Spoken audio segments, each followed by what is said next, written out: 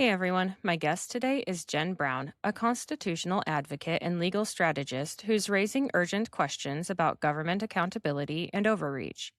She's currently involved in the high profile case of Rubicon versus the Utah Attorney General, which challenges how far state officials can go when investigating and targeting private businesses and citizens. Jen brings a rare mix of legal insight, moral conviction, and on the ground experience fighting for civil liberties. Welcome to the show, Jen. I want to thank you for being here today. Thank you. So good to be on. Could you tell the audience a little bit about yourself and the things you're working on? Yes, so my name is Jen Brown, and I am the president of Utah Citizens for the Constitution. That is an organization that I started about 3.5 years ago. And we are very involved here in the state of Utah. Our legislative session just ended. We actually have the shortest in the country, only 7 weeks. But it is really amazing how much influence and how much involvement you can have on the state level. And so that's something that I like to remind people, because a lot of citizens automatically think of Washington, D.C., their federal reps, where they should be the most involved. And the state level is where so many important things are happening. And whatever we can do on the state level, it trickles up to the federal government if we're able to have moral and scrupulous government here. It affects the federal too. So that is kind of the focus of my organization. Nice. What do you find are some of the biggest challenges with that? I think as with everything, of course, it's easy to get frustrated when you work hard on something and you don't get the result that you wanted. So for example, here in Utah, we were just working really hard on HB 374, which was a bill about voter ID, because several years ago, Utah changed and went to primarily vote by mail. Well, at the time, the legislators just did not think of the repercussions of going away from voter ID and vote by mail, the amount of problems you can have if you don't have clean voter rolls, and all of those ballots are getting mailed, and then you couple that you take away voter ID. So we worked really hard on that bill. The sponsor was Representative Jefferson Burton, and we got it through the House, and then it did not pass the Senate committee. So that was disappointing, but he and I have talked to each other, the sponsor. He is going to come right back with it next year, and in the meantime, he was able to pass a bill for a study to be done on voter ID, why that is important, and the best way to implement that. And so it's one of those things where you just have to give yourself a minute with the session being over, get yourself picked back up and say, you know what, we're gonna keep going, we're gonna keep working on it. But we did pass 5 good election integrity bills.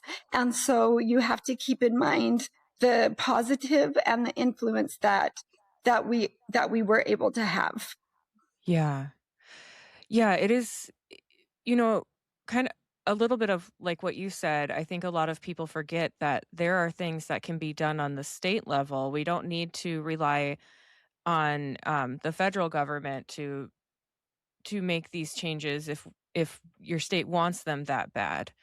So exactly. And that's one of the main things that I try to educate other citizens on, is that the founders and our Constitution, they intended the state to be where the majority of decision making was taking place, where decisions that had to do, for example, with families, with education, healthcare, transportation, all those things are supposed to be taking place at the state level. And so you can say, well, how do you know what the federal government is supposed to be doing? Because you don't hear people talk enough about the enumerated powers. Mm-hmm. So I just want just to remind your listeners that the genius of the Constitution are those enumerated powers, which are in Article 1, Section 8. And so what does that mean? Well, enumeration is kind of like making a list. Well, that's exactly what the founders did. They made a list of what the federal government was supposed to be in charge of. And then, Yeah. very specifically in the 10th Amendment, they said everything else is reserved to the states. So, have we seen the federal government grow too large? Absolutely. And so, what we need to do is arm ourselves with the knowledge of the enumerated powers and set to work bringing those responsibilities back to the states and, teaching that, for example, the federal government, it does not have the authority. Let's just take, for example, education. Mm-hmm. No place in the Constitution does it give the federal government the authority to manage the education system. That, Yeah. without a doubt, was meant to be done by the states. So we can see what has happened to our education system as more and more control has gone away from the states and gone to Mm-hmm. government. What have been the results? It has not been a good thing. And we are not following our own document of governance.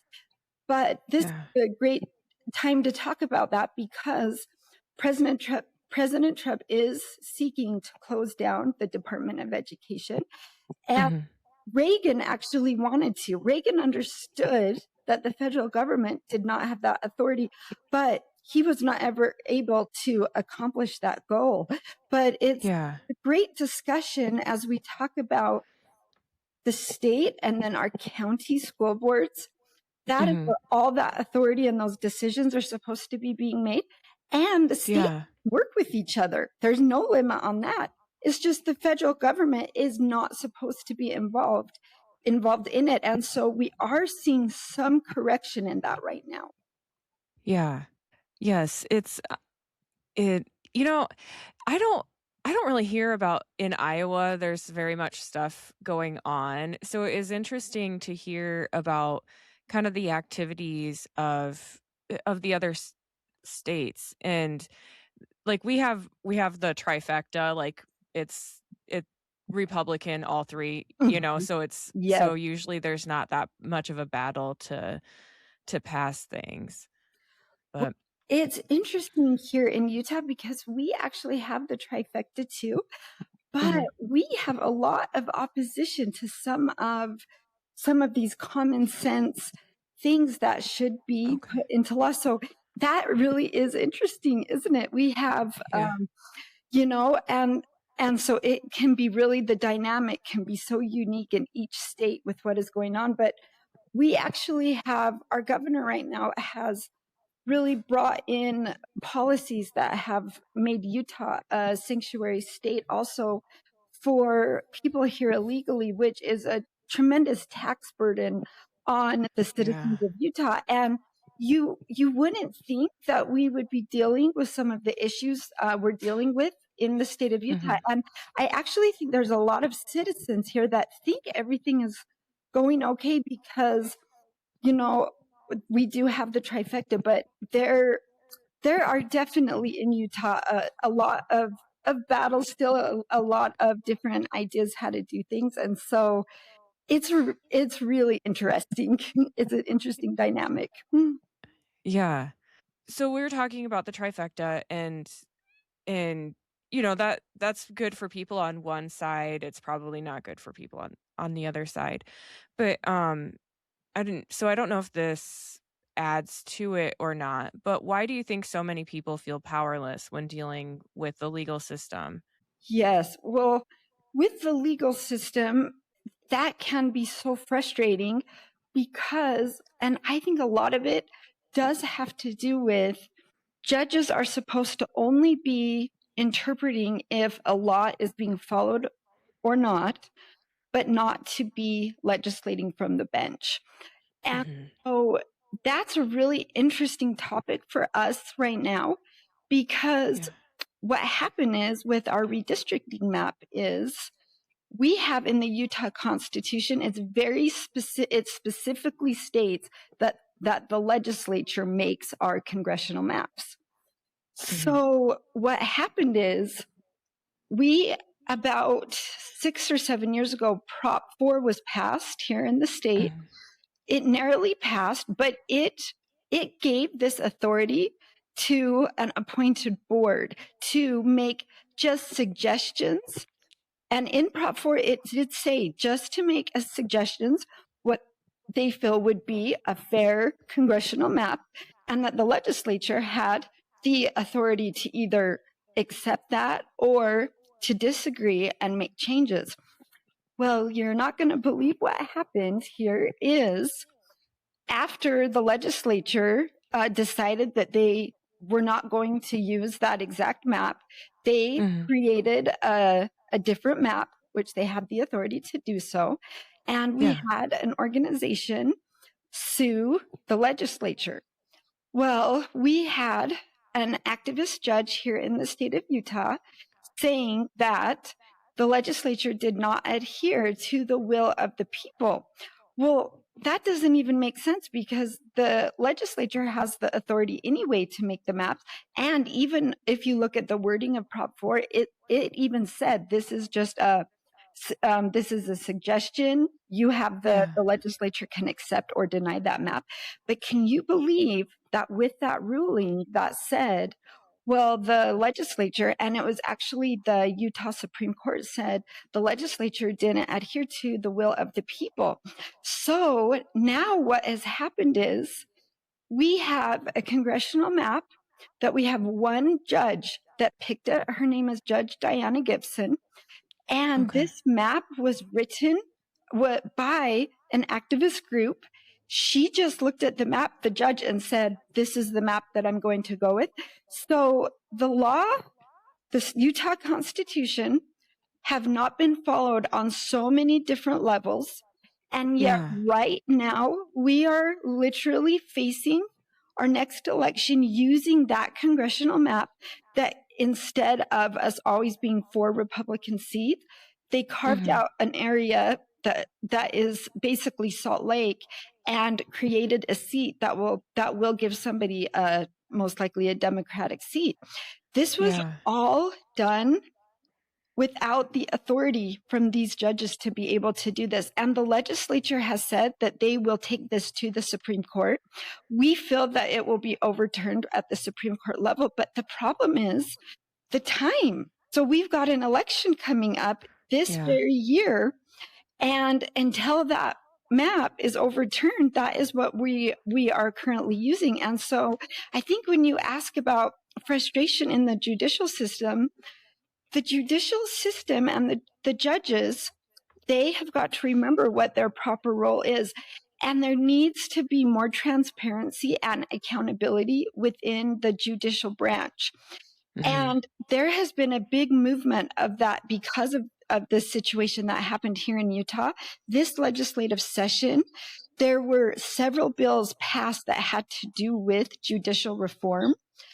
And so it's been really interesting. And can you believe that in this day and age where we have so much technology, where AI obviously is coming, is here for us to use, that hasn't even been one place where citizens can go to request a copy of or a video or an audio of a specific court hearing.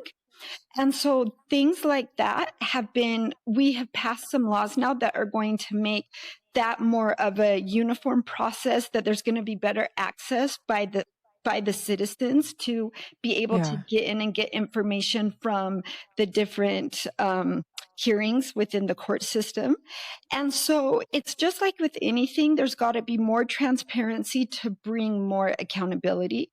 So it's an interesting topic. There is definitely a lot of frustration around this area. And Utah, at least, is doing passed several bills to try to work on this and to bring a little more accountability to these judges, because we have just witnessed a brazen use of judicial activism, and there are very serious consequences. Yeah. And that I keep hearing that so much more about the activist judges, those judges that are Yes. ruling on things that they don't and shouldn't have Right. the authority to do so, and it's just holding up the Exactly. courts. Well, and it's what it is their job is saying, I need to look and to see what happened. Was the law being followed or was it not being followed? Mhm. But sometimes the judges will come up with the ruling, which essentially creates a new law without it being put in statute. But that's what judicial activism is. So they're stepping out of their prescribed area and what their responsibility is. And that, that has to really be pushed back on if we are to keep our system of government with the three branches and that Mhm. separation where only the legislative branch can make laws. The Yeah. judges were not ever meant to be able to do that. And so it's good that there's a lot of conversations going on around this. And Utah definitely has some bills that other states could look at with as to the judicial reform approach we've taken here. Yeah. Yeah, and this ties a bit into my government overreach question, and you gave an example of what it looks like in real life. Like I would Right. consider those judges overreaching. Absolutely. Yep. And yes, when we talk about overreach, there was a specific example that happened here in the state of Utah back in 2023. It had Mhm. to do with the company Rubicon. They are a landscaping and snow removal company. So this has just been very so concerning to understand some of the details of what happened in this case. But Mhm. out of the blue, their office was raided by people from the attorney general's office, and they arrested some people back in 2023. It was the day before Thanksgiving, and there were actually some of their people from the company that spent Thanksgiving in jail. Mhm. And so we're all hearing about this thinking, oh my goodness, what has happened? What did they do? Yeah. And as more time has gone by and more layers of this have been unfolded, is there are some things that we found out that, for one thing, the the Attorney General's office was competing to get a grant for that had to do with trafficking, being able to Uh-huh. work with that area. But to give them a better chance to receive that federal grant, they needed to have their numbers higher of, the numbers higher of the people that they were trying to protect and that they Mhm. were being human trafficked. And so that's what they did to this company is they brought 96 felonies against this company, all saying that they were being trafficked, their employees, human trafficking. So then, as more and more time went by, all of those charges were dropped. There was never any substantial evidence that was found that, and in fact, the judge even declared that for the warrants that were obtained for that, there was Yeah. untruth. There were things said that were not true to be able to obtain those warrants. And so, and then can you believe though, that shortly after that happened, they did get that grant from the federal government. It was several $1 million, all having to do with human trafficking. But as more and more has come out of this, and frankly, because they weren't able to prove anything. They were not able Mhm. to, one charge that they made, they were not able to prove it. this is Wow. just an egregious show of overreach of government. And Yeah. we are just I know the owner of this company, and what they have been through is, it can't even be described what they went through. And so now they've actually filed a lawsuit back against the Utah Attorney General's office. I mean, think of the amount of stress that they went through. I mean, the authority government has and what it can do to people Yeah. when there's overreach. And there couldn't be a better example of this than with the company called Rubicon that this all came down on in 2023, and then the countersuit was filed just the end of last year. Okay. Yeah. So what is your advice for entrepreneurs and community leaders navigating regulatory or legal threats like this situation? Yes, do you know what I would say is, just make sure you are just you are just documenting everything. You've got your good paper trail. You have everything in order, because Mhm. then if something like this happens, you have a very strong case to protect yourself.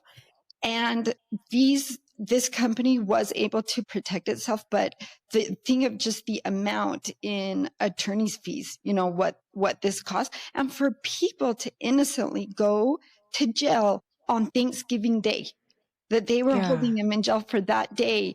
And, and then they got released on bail. But there were some of them that literally missed Thanksgiving with their families. And they didn't even know fully what was going on. And so, but yeah, when you go back into the details of it, and they were applying for that grant, and that they needed their numbers higher of people that they Yeah. were trying to protect, you can see how it was driven by money, this overreach. And so Yeah. it just, we cannot be too careful in this. Even in America, it takes so many citizens being involved, and that's why we need more citizens involved at the state level, because it makes it harder for the overreach of government.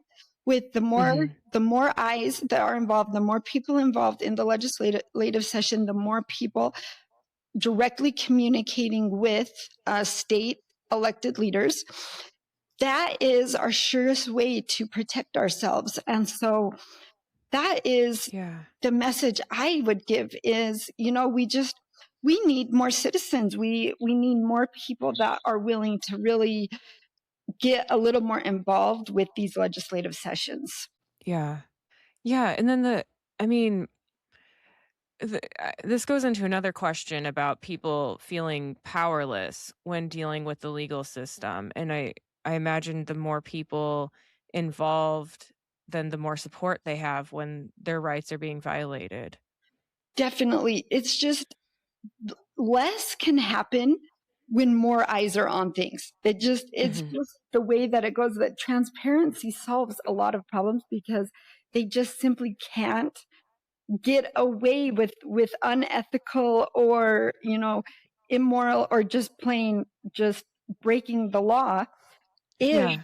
there are more people aware of what is happening. And so that's why with our form of government, which is a constitutional republic, which is the greatest gift that we have been given to protect our freedoms, is our form of Mhm. government. It requires the citizens to be involved. It's not just, well, it's nice if they are, but if we're to Yeah. retain our power, and that is one of the unique points of our constitutional republic, is that the people have the power. We have the sovereignty. That was Yeah. unheard of.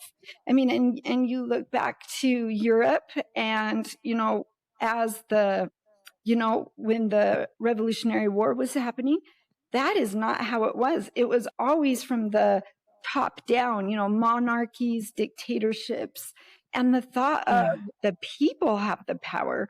That was literally a radical idea.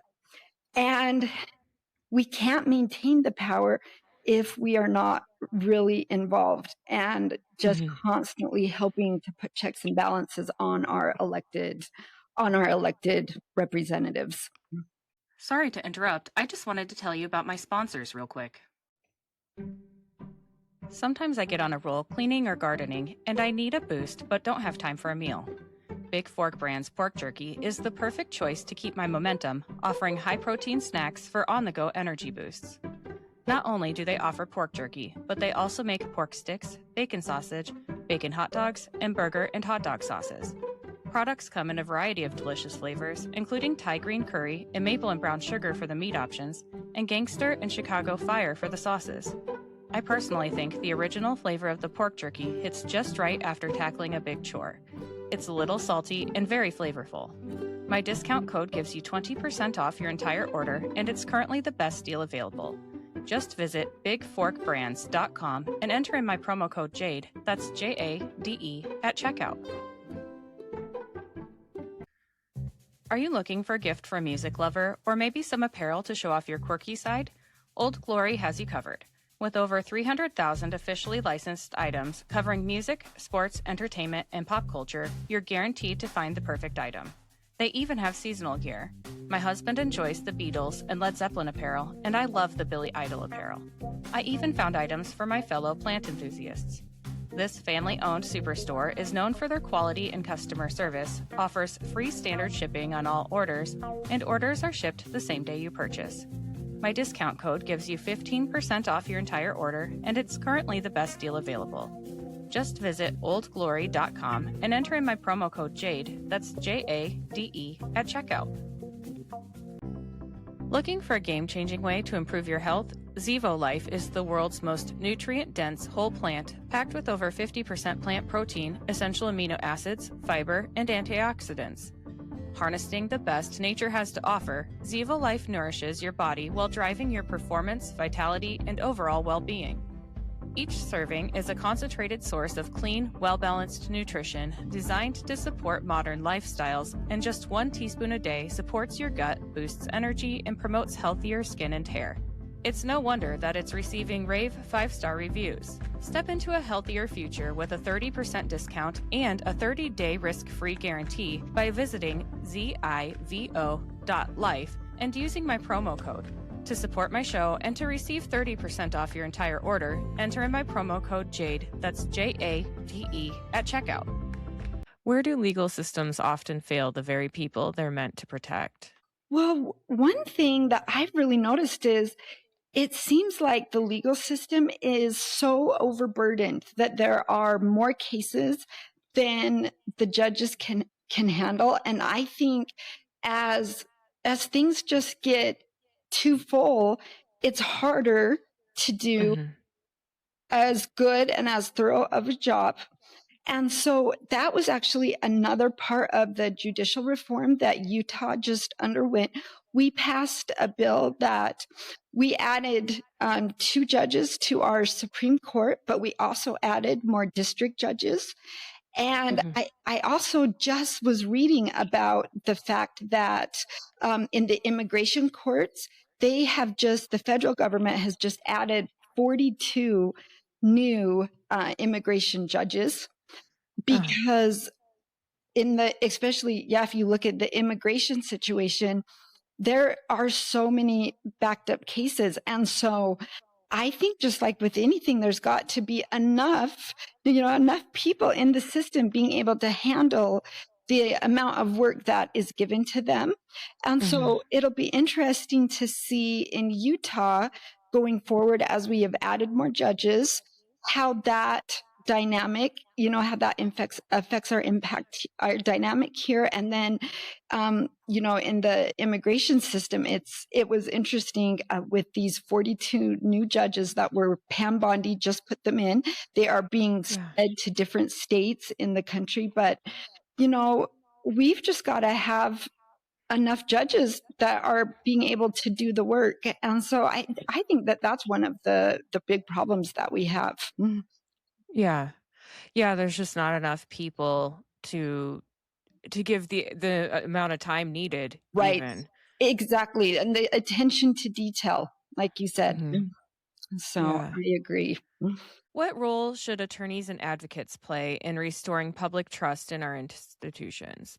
So the very important thing that they can do is, if they're aware that somebody's rights have been violated, is they have got to talk about the details of that. They've got to go to the media. They've got to go to social media. They've got to go to the public Uh-huh. so that these things are not just swept under the rug.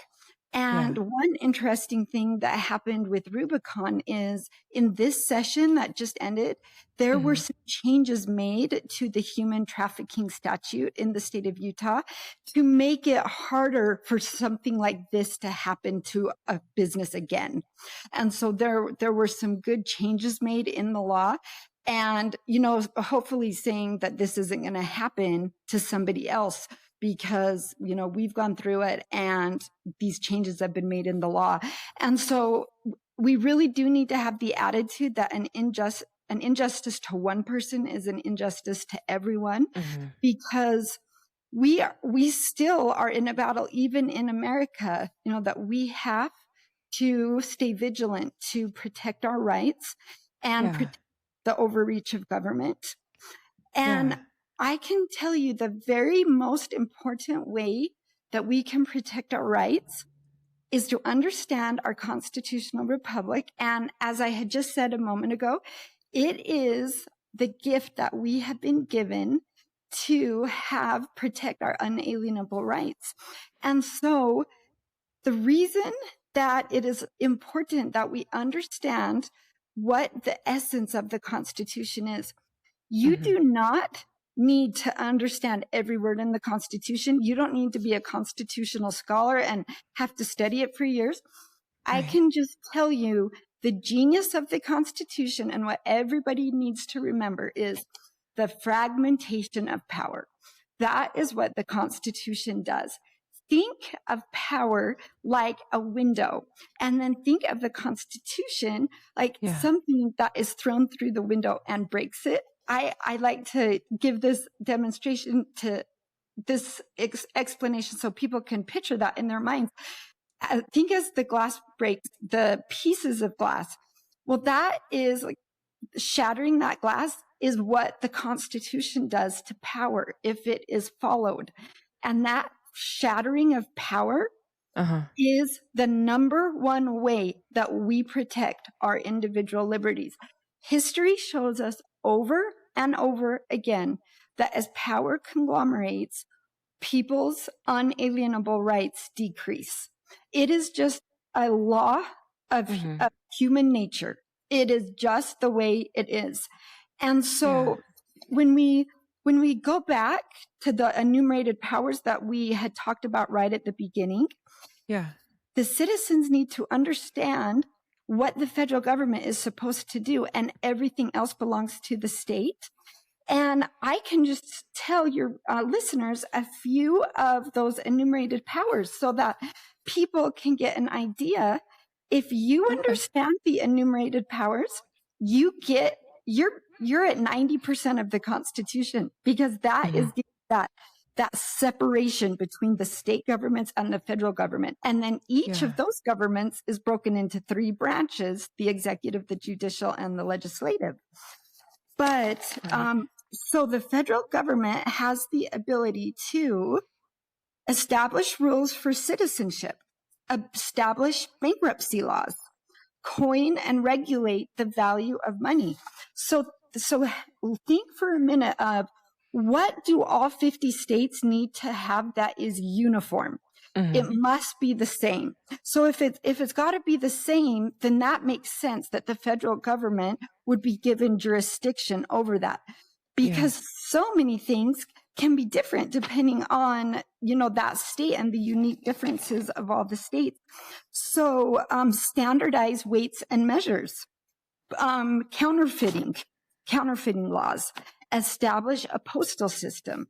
So think if we mailed a letter and in one state a stamp was a certain number of cents, and then in another state it was a different amount, that would just create chaos. So, Right.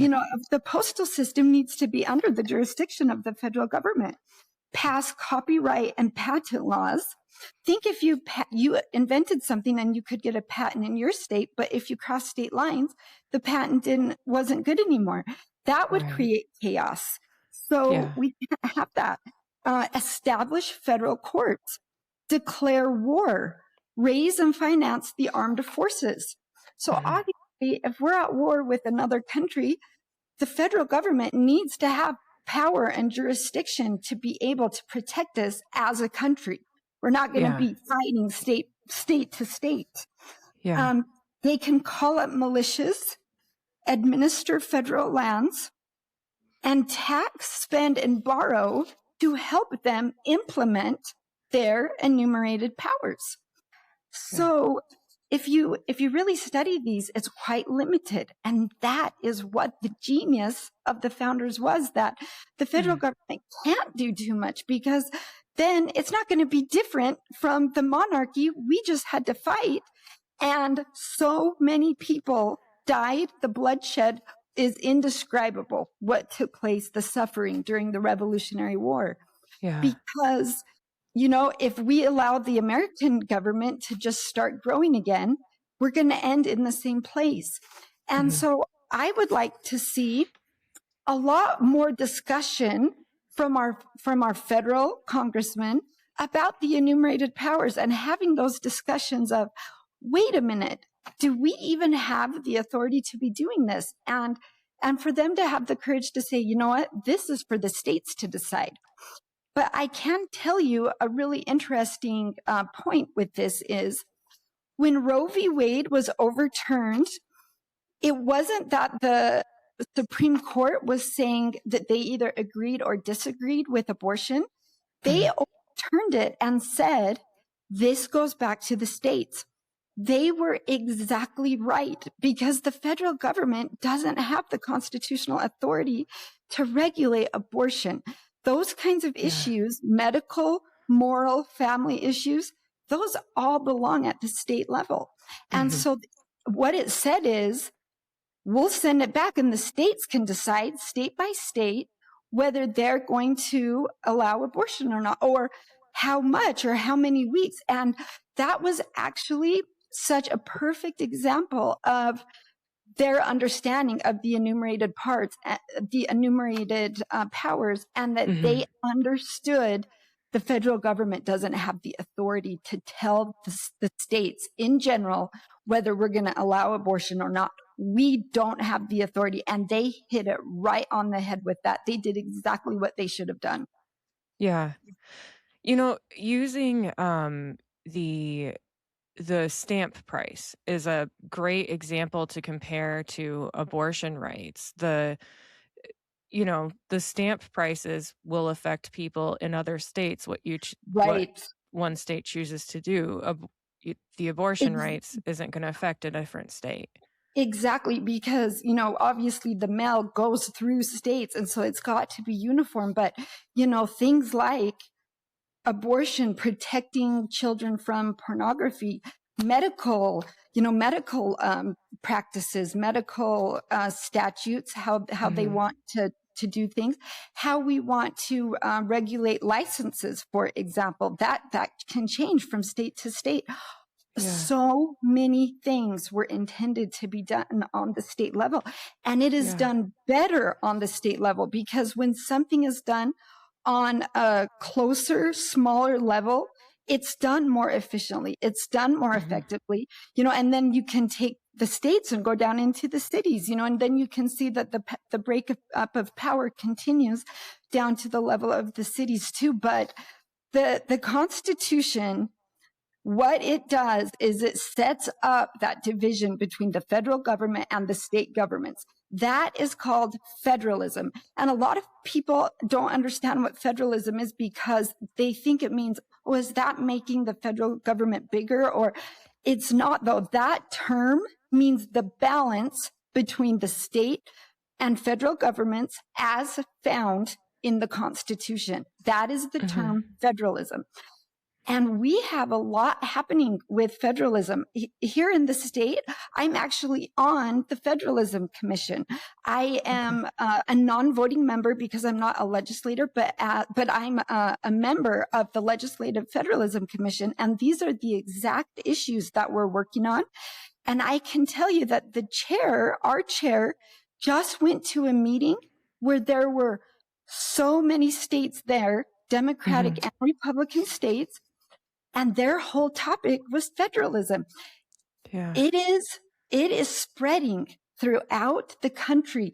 This basic principle of the Constitution, it's like there's just a new life and a new understanding being put into it, as the states are saying, wait a minute, why is the federal government telling us what to do on this? This is our jurisdiction. And I can tell you, there is nothing that matters more as far as our individual liberty goes. I promise, as the federal government gets bigger, our liberties will decrease. It has happened over and over again. And so, if there's a takeaway for the citizens today, it is review Article 1, Section 8 of the Constitution, the enumerated powers, and then get involved at the state level, even just something very small. If there's something you could do at the state level, that helps to bring government accountability, transparency, and it also helps to push back against the overreach of the federal government. And, as the citizens do our part, then we're going to maintain this form of government that we inherited through so much sacrifice and blood loss. Yeah. Yes. It's involvement at your local level is just so important. And It and is. for some reason, so many people only care about the federal, and it's probably because that's what's on TV the most. And that's Exactly. you I really think need so. to. You can easily get to know. A lot of state legislators, you can get to know them just one-on-one, your own state. I know my House rep, my House senator very well. We text each other. At the state level, I just can't tell you how much influence the citizens can have. And that helps push back against the kind of natural direction the federal government always wants to take, which is to grow. And the states have to guard that line with jealousy, and they can only do it with the citizens being involved. Yeah. All right. This one's a little bit unrelated, but how do you stay grounded and focused when facing pressure from government entities? So that is an interesting question because, even on a state level, I've been working on a specific issue we have here in the state of Utah, and it's an issue that I know certain legislators don't want it to be worked on because there are some things that shouldn't be happening in the state of Utah that has to do with developers and some of the special privileges that they've been able to put into the code for themselves. It's saying that even if you feel that there are people that might not want you to work on something that is the right thing, that needs to be changed and needs to be educate other citizens about, that you have to have the courage to just keep going and working on it. And I'm kind of in that exact situation right now, working on this issue where we've got a very powerful lobbyist group, plus some legislators that do not want to see any changes made in this area. And, and sometimes I think to myself, why am I putting this much stress on myself? But at the end of the day, I just know, what did our ancestors do for us? Yeah. Why should I think that I shouldn't be able to have some stress and to have some discomfort from working on things that I know are the right things to work on? Why should I think it should just be easy street for me after what people have done that have gone before us? And so we have to have the courage to do what we know is right, even if we feel influence, to abandon that and to not work on it. Yeah. That's a really, really good way to look at it, is to look at what the people have done before us to Yep, benefit us today. exactly. They just so many amazing citizens that have come before us. I mean, think of the Revolutionary War, think of, World War II. That is, think of it's innumerable, the amount of Mhm. suffering and the amount of lives that have been given for the American flag. And so if we're having a day where we're feeling overwhelmed or kind of like, why should I need to be worrying about this?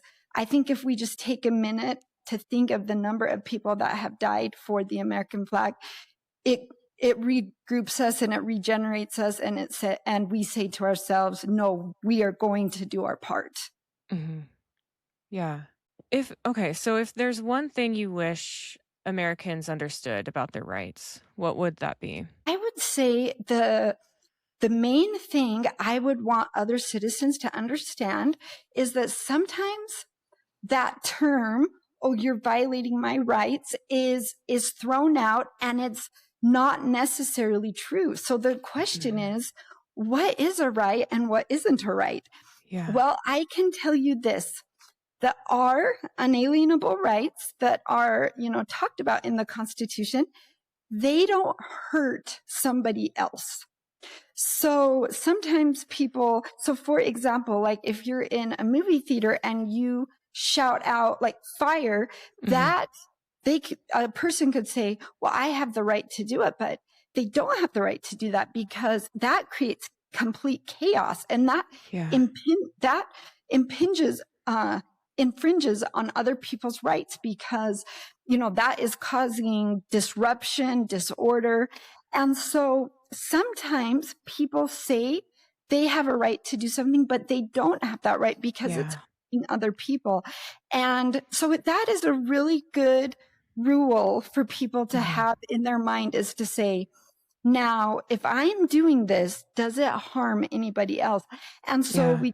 we talk about that a lot with children's rights, protecting them from harmful material. That, at companies, people don't have the right to, you know, to push pornography, other material on them, because it damages their brain. It Yeah. stimulates their brain just like a drug does. And so, when we hear, well, they're saying they have the First Amendment right, these pornography producers, no, that's not how it works. Our rights don't hurt somebody else. Yeah. Yeah. That's a really good way to think about it that way as well. Yes. It's a good rule of thumb that, Yeah. our unalienable rights, they're not harming other people. So, Yeah. Is there anything else that you'd like the listeners to know? I've just enjoyed being on the podcast so much today. And Mhm.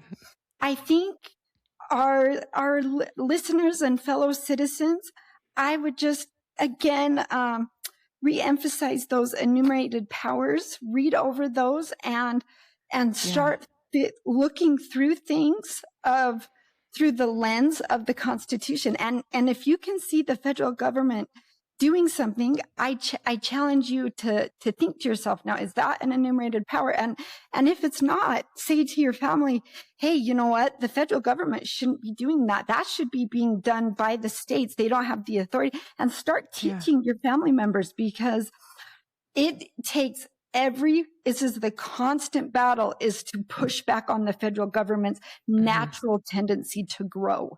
And that's what citizens can really do. And to talk with their families about it and say, the federal government, they don't have the authority to dictate that the schools have to allow, transgender policies. They Yeah. don't have the authority to do that. The schools are through the Constitution, the schools are the state, a state jurisdiction. So start having those conversations with your family members and start getting people to think about that. Mhm. And, it's just one we can never give up on, as long as we're here living. We're going to fight this battle of keeping government from growing, but we can do a lot within our own families as we discuss this privilege of this form of government and the responsibilities that we also have to maintain it. Yeah. All right. Where can the listeners find you? Okay, at utahconstitution.com. All right. They can learn more about everything About what we're there. doing here in Utah. Yes. Perfect. I want to thank you for being on today. All right. Well, have a good weekend. Yep. You too. I'll talk to you soon.